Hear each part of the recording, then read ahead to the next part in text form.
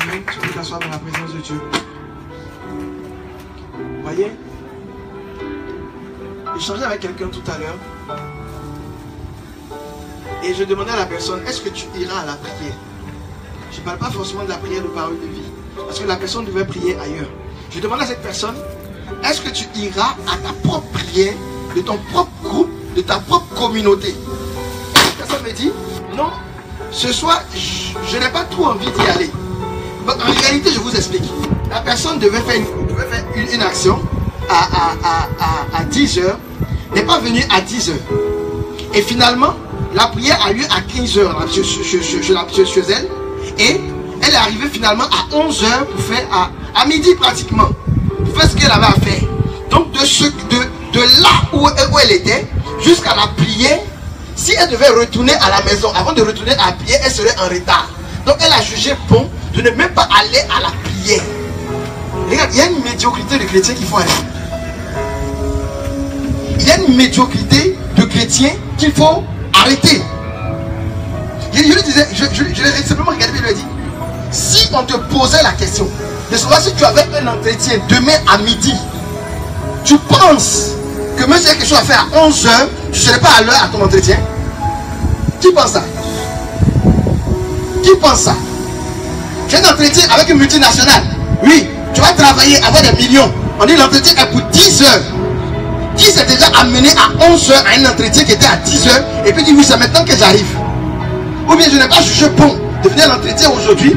Le dimanche prochain, ou du moins le mercredi prochain, je viendrai à l'entretien. Qui a déjà fait ça? Maintenant, pourquoi lorsqu'il s'agit de Dieu, on ose faire des bêtises?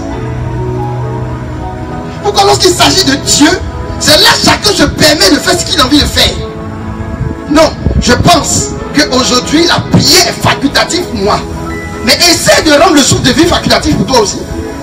Essaie de faire de rendre le souffle de vie facultatif pour toi et on verra sur le lendemain tu pourras dire quelque chose. Pourquoi nous sommes si zélés lorsqu'il s'agit des choses qui sont éphémères? Lorsqu'il s'agit des choses qui ne vont même pas nous donner la vie, qui ne vont même pas nous permettre d'avoir l'éternité, parce qu'en réalité nous ne nous battons pas pour cette vie. Nous ne sommes pas en train de nous battre pour cette vie dans laquelle nous sommes. Nous nous battons pour l'éternité. Je disais à les personnes, regarde, même quand tu viens dans la présence de Dieu, arrêtons un peu de se foutre de Dieu. Arrêtons de se foutre de Dieu. Tu ne peux pas avoir des vêtements assez sublimes que tu juges bon pour de certaines circonstances et amener dans la présence de Dieu des vêtements à 2 balles. C'est quelle idiotie? C'est quelle idiotie?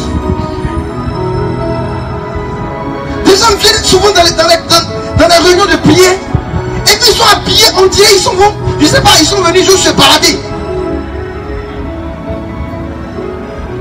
Mais c'est quelle médiocrité ça? Pourquoi on veut forcément être médiocre dans l'œuvre de Dieu et expert en entreprise? Quand il s'agit de l'entreprise, on est très intelligent. Mais quand il s'agit de Dieu, on n'est jamais allé à l'école. On se permet même de mettre Dieu au second plan. Oui. Comme je disais la dernière fois, quelqu'un Dieu a béni. Et puis c'est dimanche maintenant, il lève sa lessive. Non, je n'ai plus le temps pour aller à l'église. Parce que je dois laver les habits du lendemain, du lundi. J'ai bien aimé ce message de notre Père fondateur. Il y aura un lundi dans nos vies. Un lundi pour chacun.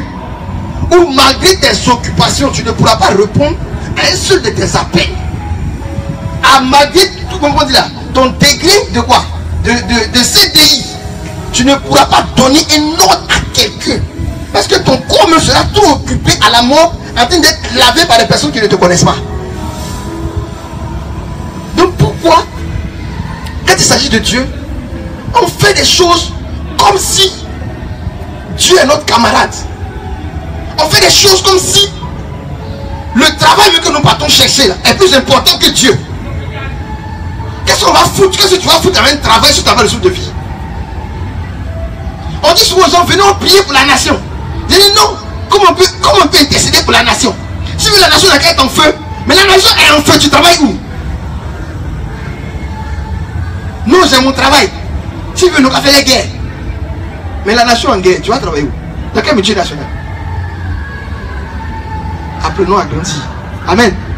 Et je pense que le thème de ce soir parle d'une réalité qui est jusqu'ici mal comprise, ou du moins qui n'a pas été bien perçue et qui a entraîné une certaine catégorie de chrétiens dans une certaine manière de penser qui jusqu'ici a créé la médiocrité, a créé le manque de considération pour Dieu, parce qu'ils ont compris un mot qui a été mal traduit. Alléluia. Qui a été mal traduit. Regardez. La Bible dit il faut que tu naisses de nouveau. Lorsque Nicodème est venu voir le Christ, il dit il faut que tu naisses de nouveau. Amen. Il faut que tu naisses de nouveau. Amen. Donc ça veut dire si quelqu'un naît de nouveau, parce que quand tu viens de naître, tu es quoi? Tu es un bébé. Quand tu viens de naître, tu es un enfant. On est d'accord? Tu es un bébé. Donc quand tu es un bébé, qu'est-ce que tu fais? Tu as les comportements de bébé. C'est pareil quand on dit il faut que tu naisses de nouveau. Christ dit à Nicodème, cette nouvelle naissance va te faire rentrer dans le royaume des cieux. Mais là-bas encore, il y a des étapes. Parce que quand tu es bébé, tu ne te mets pas à courir, on est d'accord? Qui a déjà vu un bébé se lever puis commence à courir en même temps? Il y a des étapes. Il faut que tu naisses de nouveau et enfin il faut que tu grandisses. Amen. Mais il y a trop de chrétiens qui sont nés et sont restés bébés.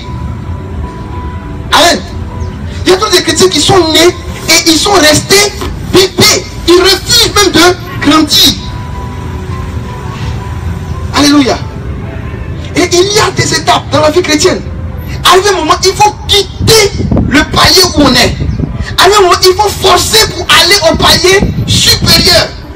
Arrivé un moment, il faut toi-même te révolter pour dire je suis fatigué de manger cette nourriture de lait. Il me faut maintenant de la nourriture solide. Amen. Il faut que j'arrive à un autre niveau, à une autre catégorie de personnes qui adorent Dieu d'une certaine manière. Amen. Regarde quand on dit Matthieu 7,7. Cherchez quoi? On dit quoi? C'est quoi? Demandez et l'on vous donnera. Est-ce que pour demander tu fouilles fort? Tu fouilles pas effort. C'est une étape. Après on dit quoi? Cherchez et vous trouverez. Après on dit frappez vous, l'on vous ouvrira. Il y a aussi des étapes dans cette vie. Mais arrivé, tu ne peux pas rester dans l'étape du demander. Tu ne peux pas rester constamment dans l'étape du demander. Parce que cette étape du demander, c'est l'étape du bébéat spirituel. L'étape de on ne fournit pas d'effort. On dit demander et l'on vous donnera. Je demande ma soeur, donne-moi quelque chose. Elle va me donner. Je n'ai fait aucun effort. Mais quand tu commences à chercher, il y a un peu d'effort qui sort. Dis amen. Donc il y a un palier supérieur. Dis à ton voisin un palier supérieur. Amen. Il y a un palier supérieur. Regardez. 1 Corinthiens 3, le verset 1 dit quoi? Il dit pour moi frère, ce n'est pas à des hommes spirituels que j'ai pu vous parler, mais comme à des enfants. Comme à des enfants. C'est que quand Paul parlait aux gens de Corinthe, il a commencé à leur parler comme à des enfants. Ils étaient encore des bébés spirituels. Et il veut que ces bébés commencent à croître. Donc il faut qu'ils aillent à un autre niveau. Alléluia. Lorsqu'on prend le livre d'Hébreux, Hébreux 5 à partir du verset 12, il dit vous en effet qui depuis longtemps devez être des maîtres, vous avez encore besoin qu'on vous enseigne les premiers rudiments des oracles de Dieu. Vous êtes venus à avoir besoin de lait et non de nourriture solide. Et il y a longtemps que vous devez être solide. Il y a longtemps que vous devez être des maîtres. Il y a longtemps, dis à ton voisin, il y a longtemps. Il y a longtemps. On nous enseigne dans Hébron, on nous enseigne dans toutes les entités. Il y a longtemps qu'on devait être des grands. Il y a longtemps qu'on devait être des maîtres. Mais pourquoi depuis on est encore des bébés? Pourquoi depuis rien n'évolue? C'est parce qu'il y a une notion qu'on n'a pas compris.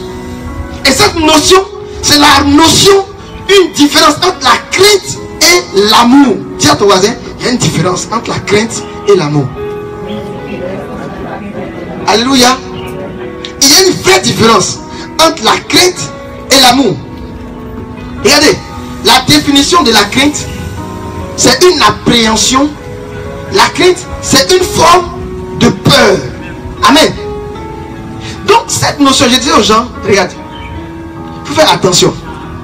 Lorsqu'on parle, je dis à des gens, la Bible n'a pas été rédigée en français. Est-ce que vous savez ça? Au commencement, c'était pas en français. Amen. Ça fait bizarre, mais c'est la vérité. Au commencement, c'était pas en français. C'était en hébreu. Il y avait un peu de traduction en grec. Donc, lorsque la Bible est en train de parler dans un verset, il faut chercher à comprendre quel est le mot qui avait été utilisé. Quelle est l'origine du mot? Qu'est-ce que le mot voulait dire en réalité? Regarde, en hébreu, il y a deux manières de dire crainte. La première manière, c'est yirha. Cette manière de dire crainte veut dire peur en réalité. Yirha veut dire peur. La deuxième manière, c'est quoi la même? Attends, je regarde. Il y a une seconde manière de dire la crainte en hébreu. C'est chat. Comment on appelle ça? Je cherche. La première manière, c'est yirha. Et la seconde manière, c'est pachad. Pachad signifie frayeur. Donc, quelquefois dans la Bible, lorsqu'elle était rédigée en hébreu, l'expression pachad pouvait se faire, ne pouvait ressortir. Mais cette expression pachad ne parlait pas de la crainte de Dieu. Cette expression yirha, qui vient de lui-même yiré, qui veut dire peur, ne parlait pas encore de la crainte. Donc, les chrétiens souvent ont mal compris. La Bible n'a jamais dit ayez peur de Dieu. La Bible a dit ayez la crainte de Dieu. Lorsqu'on parle de la crainte de Dieu, lorsque le complément d'objet direct qui suit la crainte c'est Dieu, on ne parle plus de peur ni de frayeur, mais on parle d'une autre dimension de la foi. Amen. On parle d'une autre dimension de la foi qui est composée d'une confiance absolue en la puissance et en la magnificence du Dieu vivant. Alléluia. Alléluia. On parle d'une autre dimension de la foi. Il ne s'agissait pas de la crainte d'avoir peur de Dieu. Non. Mais c'est une confiance totale en Dieu. Alléluia. C'est une confiance absolue dans le Christ.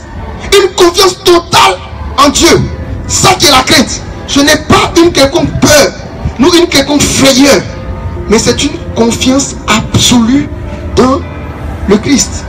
Amen. Parce que la crainte suggère une limite. Amen. Parce que la crainte, la peur, yia ou pachad, suggère une limite. Regardez un peu. Par crainte, souvent, je ne déploie pas mon potentiel. À l'entreprise, par exemple, tu supposes que tu as un patron qui est très sévère.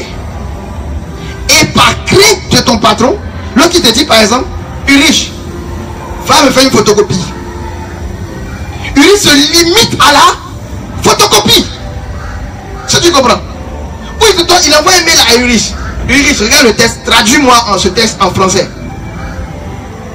Il y a un sous-entendu, donc traduis-moi ce texte en français. C'est que si tu le traduis, il faut au moins faire la mise en page. Est-ce que vous comprenez? Il faut faire au moins la mise en page. Mais il n'a pas dit de faire la mise en page. Il a dit traduis-moi ce texte. Par crainte, Ulrich est limité. Faut pas, il est traduit et puis il fait mise en page. Si il fait mise en page, il va venir crier sur moi encore. Donc à cause de la crainte, le potentiel même de Ulrich est limité. Donc il se limite à la traduction du texte. Est-ce que vous comprenez? Je finis de traduire, je lui envoie son affaire. J'ai fini de traduire. Le travail qu'il m'a donné, je l'ai fait. Pas plus, pas moins. C'est la crainte. Parce qu'il y a une peur de la réponse et de la réaction. Ce qui est différent de la crainte de Dieu. Puisque c'est un amour, c'est une confiance totale et absolue en la dimension de Dieu. Alléluia. Amen. Donc on ne parle pas d'une peur. On parle d'une confiance, une dimension de la foi. Parce que j'ai confiance en l'Éternel. Regardez, même si on prend encore d'autres versions, vous allez voir. Si on prend d'autres versions, vous allez voir quelque chose. Je vais vous montrer quelque chose. Est-ce qu'on prend Psaume 34, le verset 8. La version parole de vie dit: l'ange de l'Éternel campe autour de ceux qui respectent le Seigneur. Dans notre version, il a écrit: l'ange de l'Éternel campe autour de ceux qui craignent le Seigneur. Est-ce que vous comprenez? De ceux qui craignent le Seigneur. Ici, on ne parle pas de ceux qui ont peur de l'Éternel. Dans la version parole de vie, il est dit de ceux qui respectent. C'est-à-dire ceux qui respectent le Seigneur. L'ange de l'Éternel campe à côté d'eux. Dans la version King James, je vous lis ça. Dans la version King James, on dit, le mot utilisé pour crainte, c'est trusted, qui veut dire confiance. En anglais, trusted, qui veut dire confiance. Donc l'ange de l'Éternel campe autour de ceux qui ont confiance en l'Éternel. Donc ce n'est pas autour de ceux qui ont la crainte, mais c'est autour de ceux qui ont confiance en l'Éternel. Donc on ne parle pas de peur. Longtemps les chrétiens sont restés dans une dimension de peur. Est-ce que tu as la crainte de Dieu? Ça c'est le mot posé. Est-ce que lui-même il a la crainte de Dieu? Il n'a pas, quand on le regarde, il n'a pas la crainte de Dieu. Il n'a pas la crainte de Dieu. Regarde, qu'est-ce qu'il fait? On ne parle pas d'une peur, mais on parle de est-ce qu'il a vraiment confiance en Dieu? Est-ce qu'il a vraiment confiance en Dieu? Amen. Donc aujourd'hui il faut que les chrétiens quittent cette dimension de avoir peur de Dieu, parce que la crainte qui suppose la peur impose une limite. Alléluia. Et cette limite, elle est ressentie dans la vie des chrétiens. Elle est ressentie dans la vie des chrétiens. Regarde des gens qui se sanctifient. Comment dire, vous n'êtes pas là en enfer. Pourquoi vous venez à l'église? Pourquoi vous venez à l'église? Vous n'êtes pas là en enfer. C'est ça. Non, des gens viennent à l'église pour ne pas aller en enfer. Des gens jeunes. Pour, comment dire là? Pourquoi? Non, attends. Comment quelqu'un peut venir à l'église par crainte de l'enfer? C'est quelle motivation ça? Je crains l'enfer, donc je vais à l'église. Non, on ne craint pas l'enfer venir à l'église. On vient à l'église parce qu'on aime le Seigneur. Alléluia. Et non, Dieu qui disait, on ne jeûne pas pour un travail. Parce que tu jeûnes pour un travail, lorsque le travail va arriver, tu vas arrêter de jeûner. Si tu jeûnes pour un travail, lorsque le travail va arriver, tu vas arrêter de jeûner. Parce que le but, comment de rechercher, est atteint. Mais tu jeûnes parce que tu aimes le Seigneur. Nous quittons la dimension de la crainte et allons au palier supérieur, le palier de l'amour. Pourquoi on fait les choses pour le Christ? C'est parce qu'on est encore dans la crainte. Regarde des gens qui viennent à des groupes de prière dans les communautés par crainte de ce que le Père va pas me voir aujourd'hui. Et attends, si je ne viens pas, Daddy, c'est mon nom, Daddy va pas me voir. Et quand Daddy va me voir, ça fait bizarre. Donc tu ne viens pas dans le groupe de prière. Tu ne viens pas à la réunion de prière à cause de Jésus-Christ, mais tu viens par crainte de ce que ton père spirituel ou bien ton berger ne te fera pas. Il dit à quelqu'un aujourd'hui même, je ne veux pas te voir à la prière. Il a dit ça ce matin avant de venir. Et je ne veux pas te voir à la prière. Et il dit que ah, mais berger, tu es méchant. Il dit non. La personne ne vient pas, la personne vient à cause de moi. Il ne faut pas m'appeler, même si je ne te vois pas à la prière, je ne ferai pas communiquer pour te rechercher. Dis Amen. Amen. Là, ils vont dire voilà, les bergers t'es calmé maintenant. Tu deviens fou. Alléluia. Donc la crainte, telle que énumérée dans le monde, cette crainte que les gens ont compris, c'est la peur. Et la peur impose une limite. La deuxième chose que la peur peut faire, que cette crainte peut faire, c'est que cette crainte contient en elle-même la peur. Les gens ont tellement peur. Regardez comment ce verset là. Ceux qui, quand je vais me retrouver sur le verset, je vais vous donner. Le châtiment de ceux qui annoncent l'évangile sera deux fois plus sévère. Ceux qui annoncent l'évangile. On dit, c'est pas moi, la Bible qui a dit que leur châtiment ou leur jugement sera deux fois plus sévère. Parce que eux, ils avaient l'évangile avec eux, et donc la lutte c'est de l'annoncer. Si tu comprends. Donc par peur des gens aujourd'hui ont peur d'annoncer l'évangile. Non, par crainte. Merci. Par crainte d'être doublement jugés, des gens ont peur d'annoncer l'évangile. On dit ceux qui ont parlé de Dieu, ils seront jugés sévèrement. Hein? Donc, les gens sont dans les groupes de prière. Et c'est eux qui sont les receveurs universels. C'est toujours eux on doit enseigner. Jamais ils ne vont se lever eux-mêmes pour parler à leur propre enfant qui est dans leur maison, ou même pour parler à leurs voisins de Christ. Ils sont les éternels receveurs. Dis à quelqu'un, oh honte. Dis à quelqu'un, oh honte. Qu'est-ce qu'ils ont dit là? Longtemps vous deviez être des maîtres. Hébreux. Longtemps vous deviez être des maîtres. Mais on est encore en train de vous parler comme à des enfants. Parce que vous êtes dans une notion de crainte, dans une notion de peur. Mais on parle d'une notion de confiance. Alléluia. On parle d'une notion de confiance. Un troisième point qui peut créer la crainte dans la vie du chrétien, c'est cette peur d'être châtié. Comme je ne veux pas échouer, alors je ne le fais pas. La peur d'être châtié. Il y a un homme qui prêchait sur un thème similaire et qui disait pourquoi en fait, il y a quelqu'un qui dit par exemple, comme je ne veux pas avoir le sida, alors je ne trompe pas ma femme. Où est le motif? Comme je ne veux pas avoir le sida, alors je ne trompe pas ma femme. Donc en fait, tu ne l'aimes pas.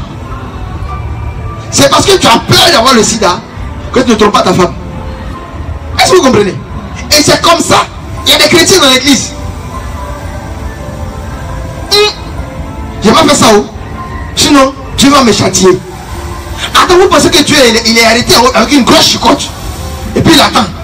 Quel est le premier qui va saillir? Il va le chicoter. Il est où le premier? Dès qu'il dit ça en même temps, ça est là, voilà. La réprimande.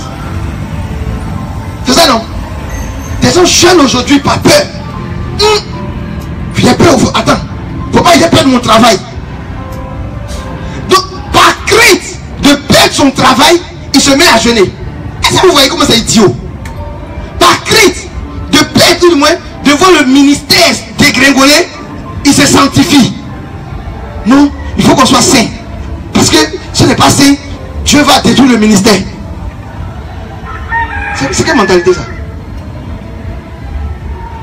C'est quelle mentalité ça? C'est par amour que Dieu établit le ministère. Et non par crainte de destruction du ministère. Aujourd'hui, les gens ont peur et se cantonnent dans des raisonnements. Ils sont bloqués dedans. Et ils n'annoncent pas Christ. Et ils vivent devenir des éternels receveurs. Dis à quelqu'un, allons plus haut. Dis à quelqu'un, allons plus haut. Non, dis à quelqu'un, allons plus haut. Regarde, la crainte en elle-même bannit l'amour. La crainte bannit l'amour. Et la crainte laisse une marge d'erreur. Regarde quand on dit, je crains qu'il pleuve. Ça veut dire quoi? Je crains qu'il pleuve. Il y a une possibilité de pleuvoir. Est-ce que tu comprends? Donc la crainte en elle-même là maintient une marge d'erreur. Est-ce que vous comprenez? J'ai peur d'échouer. Je crains d'échouer. Ça veut dire quoi? C'est qu'il y a une possibilité que j'échoue. Est-ce que vous comprenez? Mais cette crainte de Dieu dont on parle, c'est une dimension de la foi, comme on le disait. C'est une confiance en Dieu. Je ne peux pas échouer. Parce que la Bible dit que ceux qui craignent l'Éternel, ceux qui ont confiance en lui, l'ange de l'Éternel campe. Voilà pourquoi je dis à des gens, je dis à une famille, je dis maman, pourquoi tu t'inquiètes? Elle dit non, on parle d'enlèvement d'enfants. Je dis regarde, la Bible a été claire à ce sujet.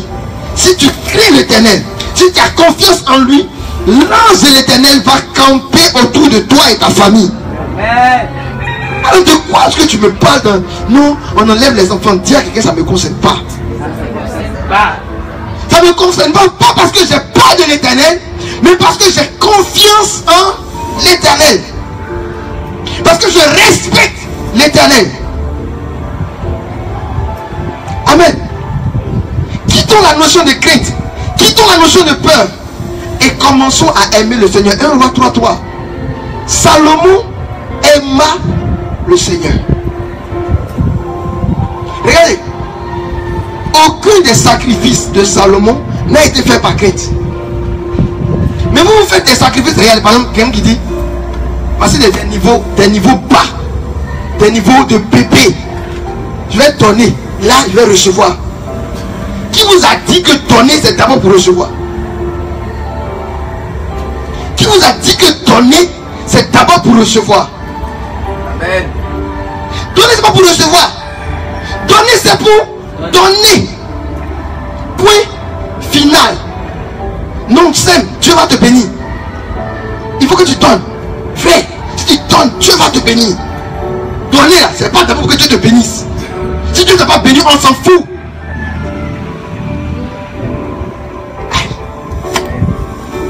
Dis à quelqu'un, si Dieu t'a pas donné, on s'en fout. Ça là, ils vont dire les bergers deviennent fous encore. Les bergers là. Hein? Les bergers là, ils deviennent fous. Ils deviennent très fous. Amen. Il devient fou.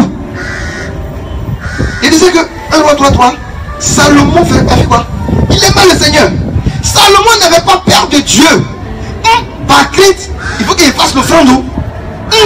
Regarde, voilà, je tombe sur ce sujet là. Les dîmes et les offrandes. Ce sujet est sensible dans l'église. On ne parle pas de dîmes et d'offrandes. Bon, moi je vais parler de dîmes et d'offrandes. Mais je vais parler de notre dimension. Des gens qui ont peur de payer, comment dire là? Tu as une crainte. Je ne vais pas payer ma dîme aujourd'hui. Ce mois, c'est que le mois prochain, je n'aurai rien. Qui vous a dit ça? Qui vous a dit ça? Vous limitez Dieu à une dîme. Vous limitez sa bénédiction à quelques miettes que vous recevez. À 10% de vous, votre salaire, vous limitez Dieu à ça. Parce que je n'ai pas donné 10% à Dieu, Dieu n'est pas capable de me bénir. C'est quoi ces idioties? C'est quoi ces idioties? Et les gens sont là. Ils ont peur. Ils ont la maison. Il n'a pas donné ma dîme. Il faut que payer ma dîme. Il a peur. Non pas, il n'est pas pressé de donner sa dîme. Parce qu'il aime le Seigneur et qu'il veut que sa dîme serve à l'évangile. Mais il a peur que s'il ne donne pas sa dîme à temps, il perd son travail. C'est quelle mentalité d'idiot? Alléluia. J'ai peur. Est-ce que tu as fait l'offrande là-même? On n'est pas chez les féticheurs ici. Non, dis à quelqu'un, on n'est pas. Dis à quelqu'un, dis, on n'est pas chez les féticheurs. Regarde, c'est une mentalité de féticheurs. Les gens ont apporté dans l'église. C'est une mentalité de féticheurs. Les gens ont apporté dans l'église. Si je ne veux pas ça, je n'aurai pas ça. Qui vous a dit on fait les choses pour le Seigneur pour avoir? Qui vous a dit ça? On fait les choses pour le Seigneur parce qu'on l'aime. Point final. Christ n'est pas venu sur la terre. Il ne s'est pas donné par crainte de Dieu. Si je ne veux pas me tuer, Dieu va me regarder. Il nous a aimés. Et parce qu'il nous a aimés, il est venu mourir. Il n'avait pas peur de mourir parce que Dieu allait le réprimander. Il sait qu'il a quitté le ciel. J'ai baissé la tête. Si je ne meurs pas, je suis foutu. Et il faut que je meure forcé. Parce que ça là, Dieu me regarde comme ça. Donc ça, il faut qu'il meure. Il ne s'est pas donné, il n'est pas parti jusqu'à la croix, offrir sa vie parce qu'il avait peur, parce qu'il avait crainte. Non, parce qu'il nous aimait. Alors il est temps qu'on parte au palier de l'amour. Il est temps qu'on arrive à ce palier de l'amour. Commencez à aller à l'église, non pas à cause du curé. Commencez à aller à l'église, non pas à cause du péché, mais aller à l'église parce qu'on aime le Christ. Alléluia. Parce qu'on aime le Christ. Quand commencer à jeûner, à agoniser pour la Côte d'Ivoire parce qu'on aime cette nation et non parce qu'on a peur de la guerre. Regardez, est-ce que vous savez que dans la guerre, les gens peuvent être en guerre et puis toi seul tu es à l'aise? Vous savez ça? Vous savez ça? Vous n'avez jamais vu ça? Les gens sont en crise et puis toi tu n'es pas en crise. On y a une crise financière dans le pays. Tout le monde ça dégringole. Et puis toi, c'est là maintenant tu prospères. Mais c'est normal. La Bible dit que l'or et l'argent n'appartiennent pas au monde, ça appartient à Dieu.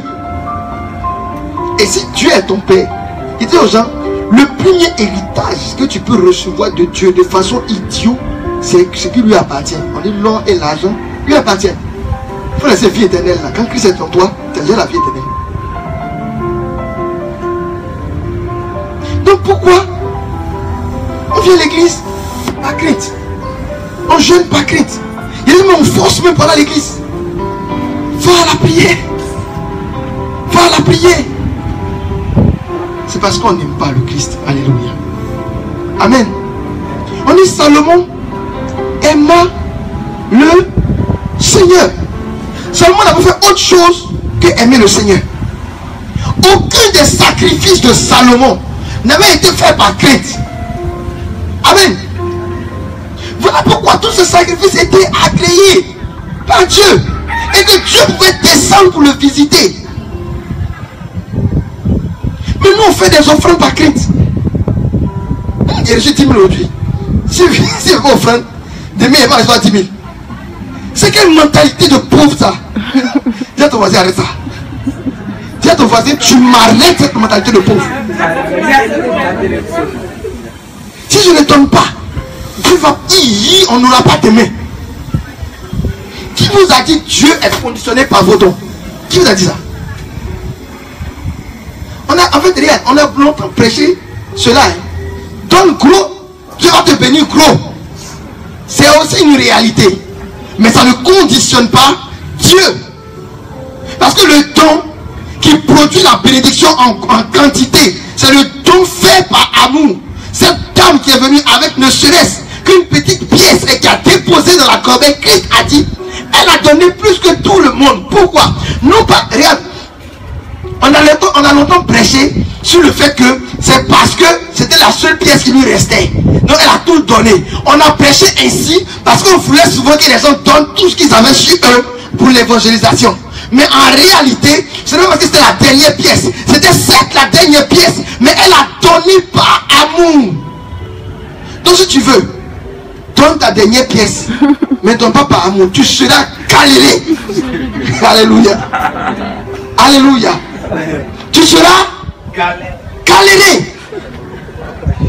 Donne toute ta fortune. Regarde, les gens disent que souvent, c'est ça crée souvent des frustrations bêtes et idiotes dans l'église. Non, tel est béni. Moi, je ne suis pas béni. Mais il donne, moi aussi je donne. Et puis, lui il reçoit, moi je reçois. Mais tu donnes comment? Tu donnes pour recevoir, c'est normal. Voilà quand tu ne reçois rien depuis là. Tu donnes pour recevoir. Des gens qui donnent au Seigneur, et puis ils sont les attentes. J'ai donné 10 000, donc ça, le Seigneur me donne 100 000. Et puis là, mais est-ce que le Seigneur peut te donner 100 000? Le Seigneur peut te rendre cela en santé. Amen. Tu peux faire une offrande et le Seigneur te le rend en santé. Mais on attend, on a donné 1 million au Seigneur. Oh, il faut qu'on voie les caisses, il faut que ça boum, il faut qu'on voie les voitures. Tu peux donner 1 million au Seigneur, puis le Seigneur épargne ton enfant. Alléluia. Dis à quelqu'un, un palier plus haut. Un palier plus haut. Il faut qu'on arrive à un palier plus haut. Et ce palier plus haut, c'est le palier de l'amour. Alléluia. C'est le palier de l'amour. Amen. Il est temps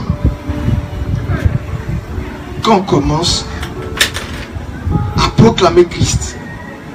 Non pas par crainte de la fin du monde, mais par amour. Amen. Il est temps qu'on aille dans nos groupes de prière, nos communautés, non pas par crainte de ne pas être vu par le berger, mais par amour pour le Christ. Regarde, quelqu'un disait, si l'église aujourd'hui n'est plus christocentrique, c'est-à-dire Christ n'est plus au centre, c'est parce qu'on s'est attardé sur des choses futiles. On s'est attardé sur des choses futiles. J'ai un titre, j'ai un poste, donc c'est parce que je suis là. Tu vas à ton groupe de prière, dans ta communauté, parce que tu as un poste. Donc c'est que le jour où le poste n'est plus là, tu n'es plus là. Et c'est ce qu'on fait. C'est ce que tous les chrétiens font aujourd'hui. Vous pensez que, attends, quand vous arrivez à l'interview, ils sont 100, 200, 1000. Sur les 1000, il y a au moins 900 qui sont là à cause du titre. Non pas à cause de Christ. Voilà pourquoi aussi on manque de puissance. Et les gens le monde est très mal sur nous. Parce qu'on ne fait pas les choses par amour. On n'aime pas le Christ. Celui qui aime le Christ connaît les priorités de Christ. Celui qui aime le Christ connaît les priorités de Christ. Et la priorité de Christ numéro 1, c'est les âmes. Sauver les âmes. Gagner les âmes.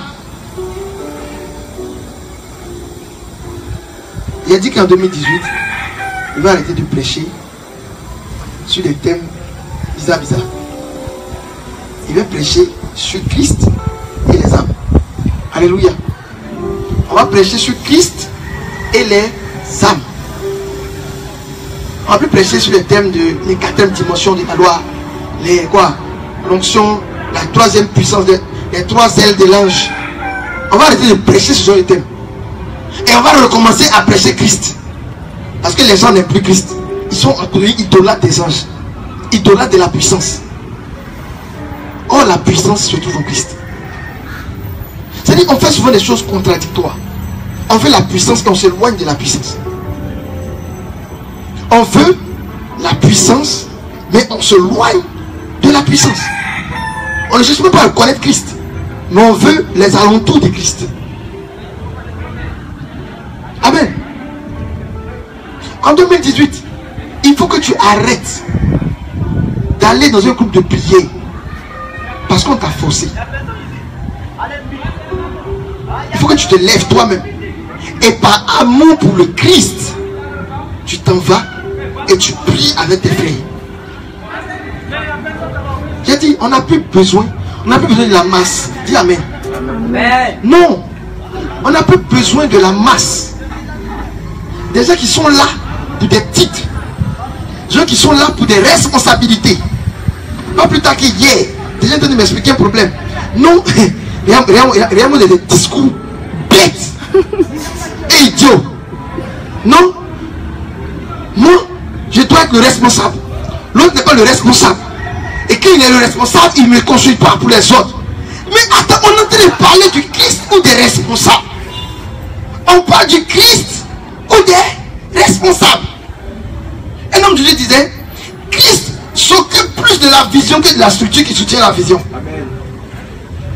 Et il s'en fout de la structure. La vision, c'est le salut des âmes. C'est ça qui est le plus important. Donc, même si tu veux faire comme Jean le Baptiste, mets poil de chameau, ne porte pas chaussures, mange sauterelle. Tant que tu gagnes les âmes, Christ est avec toi. Amen. Et pas de toi, amen. Amen. Tant que tu gagnes les âmes, Christ est avec toi. Amen. Viens comme Jésus, habite ton robe, pas de chaussures, file. Si tu gagnes les âmes, il est avec toi. Amen. Est-ce que vous comprenez? Est-ce que vous comprenez? Donc on arrête. Qu'on arrête. Des gens qui se lèvent pour prier par peur du sorcier. Le sorcier est là. Prions. Le sorcier est là. Prions. Dis à ton voisin, arrête. Amen. Dis à ton voisin, arrête. Dis, arrête. Arrête. Arrête. Et commence à prier parce que tu aimes le Seigneur. Comment vous pouvez comprendre et concevoir que quelqu'un prie parce qu'il veut être prospère? Matin, il s'élève. Éternel, bénis-moi. Bénis-moi dans mes poches. Bénis-moi dans mes comptes. Bénis-moi dans mes affaires. Comment quelqu'un peut passer son temps à prier pour avoir de l'argent? C'est pas ça. Mais il ne prie pas pour connaître le Christ. Oh, tout est en lui. La Bible dit qu'au commencement, rien de ce qui a été fait n'a été fait sans la parole. Rien de ce qui n'a été fait. C'est que l'argent a été conçu par la parole. Et il est dit en Hébreux 13, le verset 8, il est le même hier, il est le même aujourd'hui et il est le même éternellement. Amen. Donc pourquoi on se préoccupe des choses qui n'ont pas de sens et on laisse le Christ? Dis à quelqu'un, revenons à l'amour du Christ. Revenons à l'amour du Christ. Revenons à l'amour du Christ. Et lorsque l'amour du Christ est en toi, tu es poussé par cet amour à faire les priorités du Christ. Ta priorité, ce n'est plus comment t'habiller pour venir aux prières. Ta priorité, ce n'est plus que le berger te voie et voit que tu es là à ton poste. Ta priorité, ce n'est plus ça, mais c'est les âmes. Et donc, quand tu viens pour la prière, quand tu viens à ta réunion de prière, tu es focalisé sur les âmes parce que tu sais que ta prière a de l'efficacité et parce que Christ est en toi et avec toi, ta prière peut sauver une âme. Amen. Amen. Ta prière peut sauver une âme. Donc, même quand tu marches dans la rue, tu ne vois plus les gens comme les autres le voient.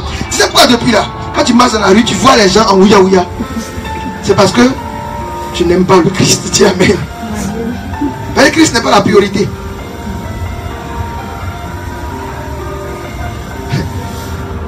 Regardez. C'était hier, avant-hier. Je quittais l'hôpital. Puis je partais, je pas quelqu'un qui était à l'hôpital, je partais. Et puis il y a une dame, en passant, qui m'a regardé. J'avais juste les ordonnances en main et puis carnet de santé. Puis elle dit, monsieur, s'il vous plaît, vous partez à l'église? J'ai ordonnance. Je suis habillé en tempête. Tricot, pantalon jean. Il me dit pourquoi on l'avait depuis matin. Puis elle me dit, vous partez à l'église. Frère, stop, c'est occasion pour gagner une âme. Dis amen. Amen.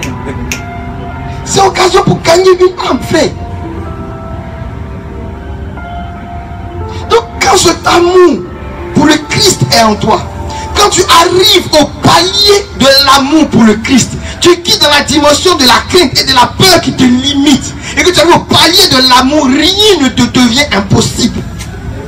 Et tu es poussé par cet amour à gagner des âmes. Tu es poussé par cet amour à prendre tes frères, à les sortir de ce monde des ténèbres. Tu es poussé par cet amour à annoncer Christ en temps et à contre-temps. Tu es poussé par cet amour à dire la vérité aux gens. Et là tu vas comprendre que le chemin, la vérité et la vie, c'est Jésus-Christ. Tu es poussé par cet amour. Mais tant que tu demeures dans la crainte, tu demeures dans la peur, tu es limité. Tu fais le standard du chrétien. Le standard du chrétien, je vous explique. Le matin, je me lève, je prie. Seigneur, je te dis merci. Égoïste. Merci pour la nuit. Tu m'as protégé. Égoïste. Amen. Seigneur, voici la journée. Protège-moi. Égoïste. Je sors. Quand j'arrive devant le premier plat, mon cahier signe de quoi? Au nom du Père, du Fils et du Saint-Esprit. Seigneur, bénis ce repas égoïste. Tu ne dis même pas, Seigneur, je veux partager. Toi, Seigneur, toi-même, donne à manger à ceux qui n'en ont pas. Égoïste. Le soir, je rentre.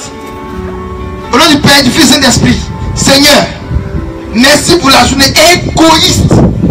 Maintenant, je vais m'endormir. Veille sur moi. Égoïste. égoïste. On dit qu'il est égoïste. Méchant. Alléluia. Amen. Mais lorsque l'amour du Christ rentre en ton cœur, quand tu te réveilles le matin, il ne s'agit même plus de ta personne. Parce que ta personne, Christ est déjà en ta personne. Et si Christ est la vie éternelle, alors la vie éternelle est déjà en toi. Alors tu te soucies de comment donner cette vie éternelle à ton voisin. Alléluia. Comment communiquer cette vie éternelle en toi à ton voisin. Comment lui donner. Donc quand tu te réveilles le matin, tu ne pries pas pour dire merci pour ta nuit, mais tu pries encore pour bénir, pour dire Seigneur, pour cette vie que tu me donnes, que aujourd'hui ma journée soit une journée où je vais croiser des gens et leur annoncer le Christ. Alléluia. Quand tu te réveilles, tu es en intercession pour les autres. Tu es en intercession pour les nations. C'est l'amour du Christ.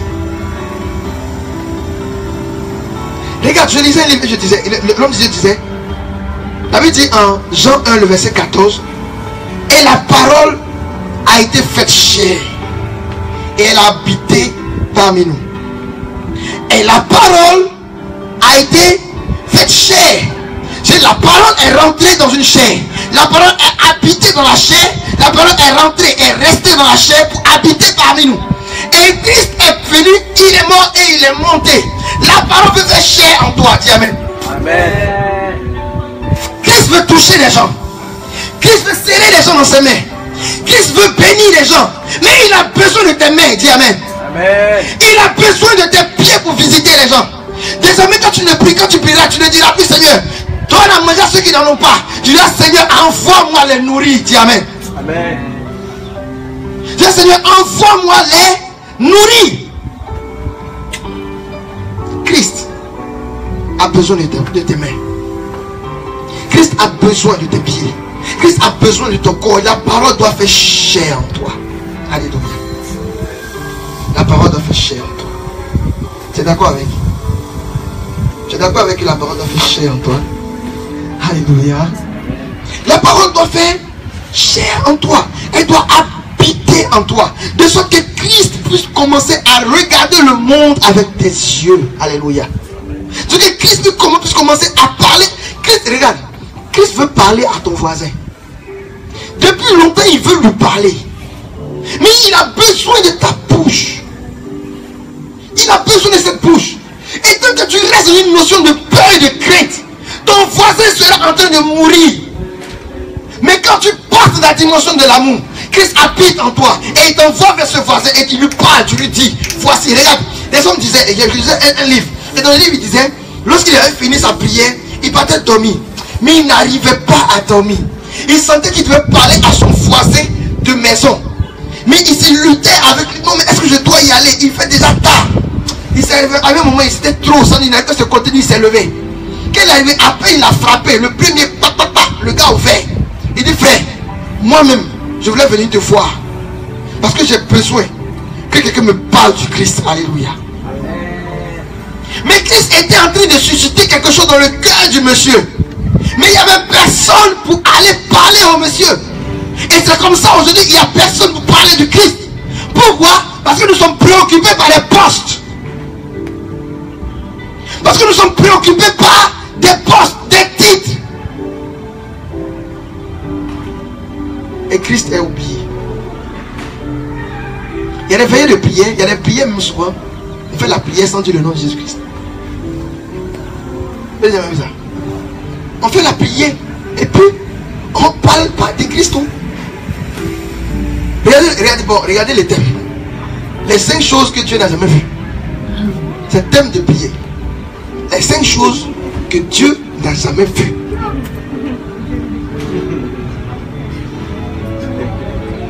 Amen. On va parler de ces 5 choses-là. Quand on finit, il n'y a eu aucun lien avec le Christ. La pierre centrale même de la chrétienté. Et puis on a fini. Alléluia. Amen. Que Dieu vous bénisse. Puis on est parti. On manque un peu trop d'amour. Amen. On manque un peu trop d'amour. Il disait qu'aucun des sacrifices de Salomon n'a été fait par crainte.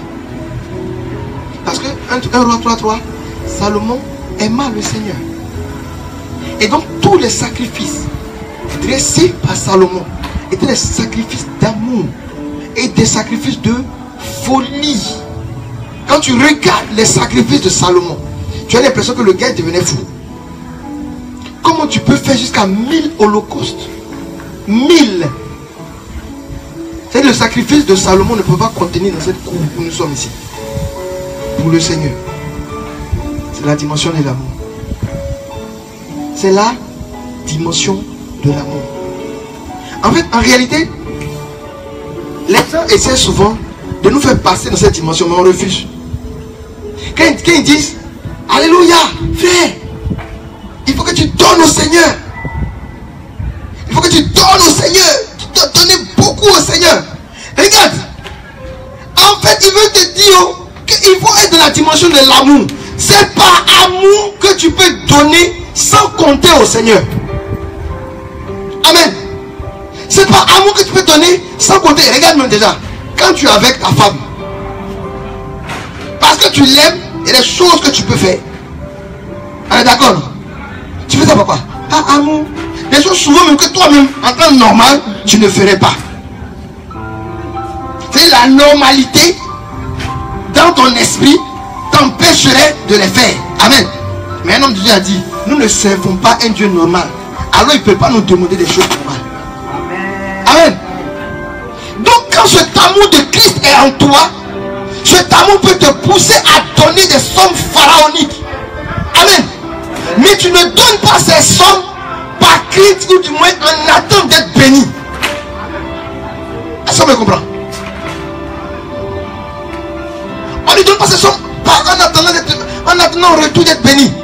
Mais on donne parce que l'amour du Christ est en nous.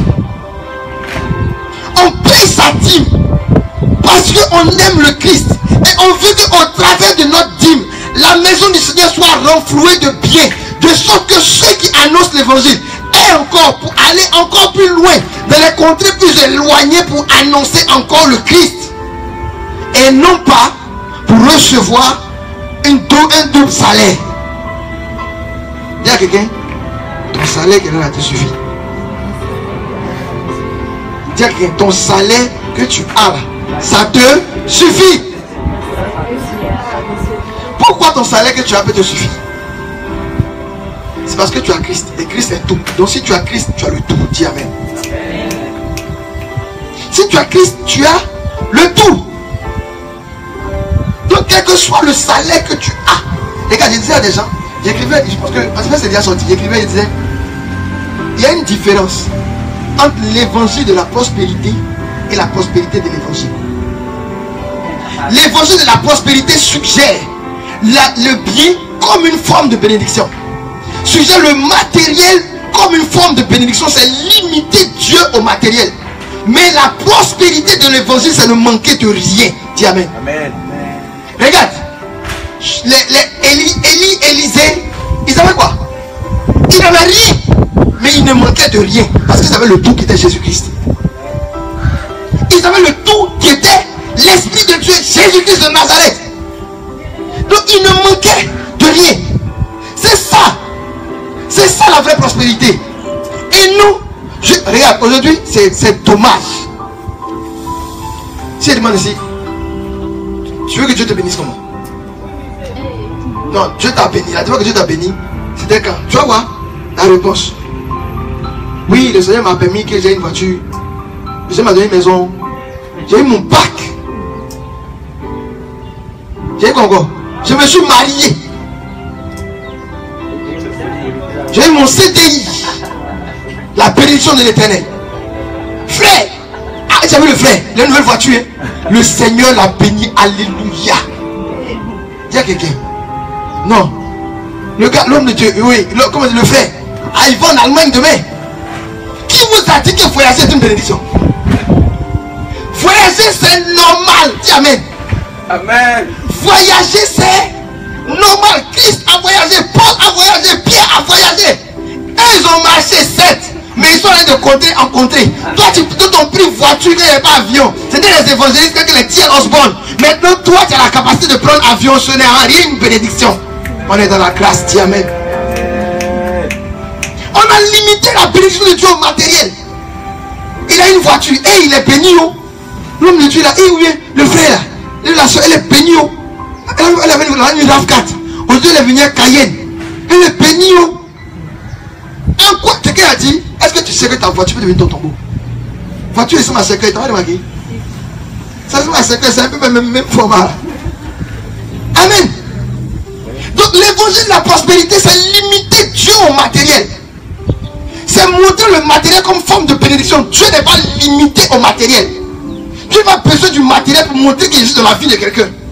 Et aujourd'hui, ce qui se presse dans l'église, quand on voit le frère, il a une grosse voiture, il habite une grosse maison. Voici le frère que Dieu a béni. L'évangile de la prospérité, c'est le matériel. Mais la prospérité de l'évangile, c'est ne manquer de rien, même dans le rien. Dis à quelqu'un, c'est ne manquer de rien, même dans le rien. C'est ne manquer de rien, même dans le rien. Parce qu'on a le tout qui est Jésus-Christ de Nazareth.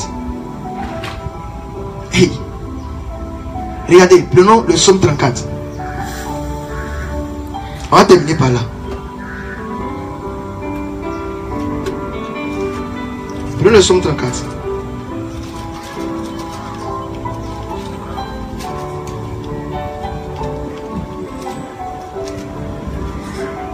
À partir du verset 7.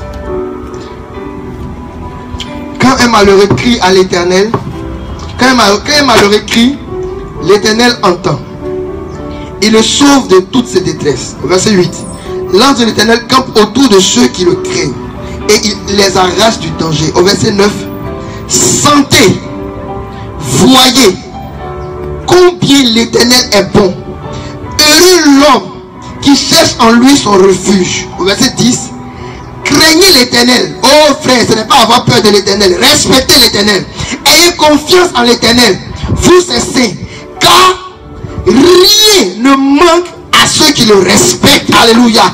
Amen. Rien ne manque. Rien ne manque à ceux qui ont confiance en l'Éternel. C'est ça l'évangile de la prospérité. C'est ça. Rien ne manque à ceux qui ont confiance. Le craignez qui est ici, ce n'est pas à ceux qui ont peur de l'Éternel. Le craignez qui est mis, ce n'est pas à ceux qui ont peur de la réaction de Dieu. Mais c'est le craignez, c'est la confiance. Ceux qui ont confiance dans l'Éternel ne manquent de rien.